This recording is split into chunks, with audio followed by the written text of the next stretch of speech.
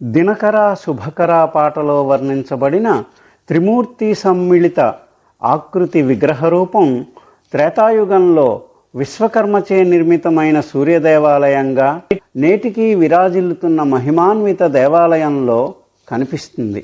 ప్రస్తుతం బీహార్ రాష్ట్రంలోని ఔరంగాబాద్కి సమీపంలోని దేవ్ గ్రామంలో సూర్య మందిర్లో ఈ దైవ దర్శనం పొందగలగడం వర్ణనాతీత భాగ్య విశేషం. త్రేతాయుగం నాటి ఈ మందిరం గురించి తెలిసేదేమిటంటే, ఇది రాజా ఇళగారి పుత్రుడు రాజా ఐల్ గారిచే నిర్మితమైనదని, త్రేతాయుగంలో 12,16,000 సంవత్సరాలు గడిచాక ఈ మందిరం నిర్మితమైందని, ఈ విషయాలన్నీ తరతరాలుగా వాక్కు ద్వారా ప్రజాప్రాచుర్యం పొందుతూ వస్తున్నాయి.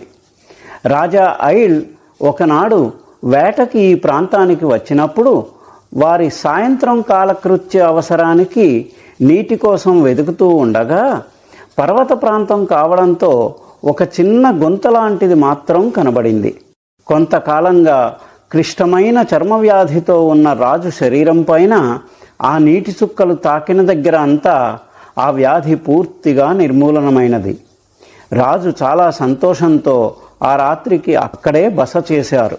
ఆనాటి రాత్రి రాజుకు స్వప్నంలో నారాయణుడు కనిపించి ఆ నీటి గుంతకి అడుగున ఉన్న త్రిమూర్తి సమ్మిళిత రూప సూర్య విగ్రహం వెలికి తీసి మందిర నిర్మాణం చేసి ఆరాధించు అని సెలవిచ్చారు.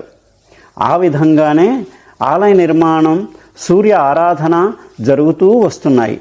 తర్వాత కొంతకాలానికి విగ్రహ ఆరాధన వ్యతిరేకులు ఈ త్రిమూర్తి విగ్రహాన్ని ధ్వంసం చేయాలని చూడగా నాటి పండా పూజారి వారిని అభ్యర్థించగా వారు ఆ మూర్తి మహిమ ప్రకటితమవ్వాలంటే మరుసటి నాటి ఉదయానికల్లా ఆలయ ప్రవేశ ద్వారం తూర్పు దిశన కాకుండా పశ్చిమ దిశన ఉండేలా ఆలయ పునర్నిర్మాణం జరిపించమని ఒక షరతు విధించారు.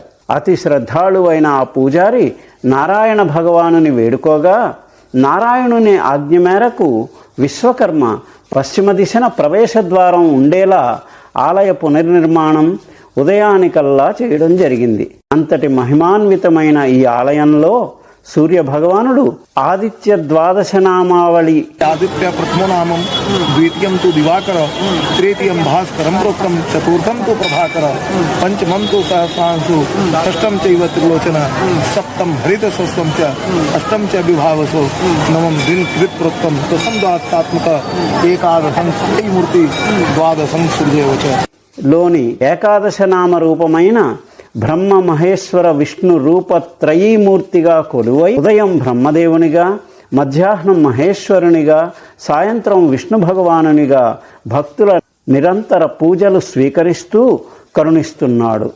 ఈ ఆలయ నిర్మాణం తూర్పు భారత ఒరిస్సా ప్రాంత సంప్రదాయ శిల్పకళా పద్ధతిలో జరిగి ఉత్తర భారత కోణార్క ఆలయంగా ప్రసిద్ధి చెందింది. దేవ్ సూర్య భగవానికి జై, దేవ్ సూర్య భగవానికి జై. ఈ స్థల పురాణం గురించి ఈ గుడి పూజారి గారు చెప్పిన విషయాలన్నీ వారు హిందీలో చెప్పడం జరిగింది. నేను వీలైనంత నాకు తెలిసినంత వరకు తెలుగులో తర్జుమా చేసి చెప్పడం జరిగింది. వారు చెప్పిన విషయాలన్నీ నేను ఇందులో చెప్పాను అనే అనుకుహాదేవ మహా. దినకర శుభకర పాటలో వర్ణించిన త్రిమూర్తి సమ్మిళిత పరబ్రహ్మ విశేషాన్ని ఇంకొక పదమాలలో దర్శించే ప్రయత్నంగా నా తదుపరి దృశ్య గీతాన్ని వీక్షించవలసిందిగా మనవి.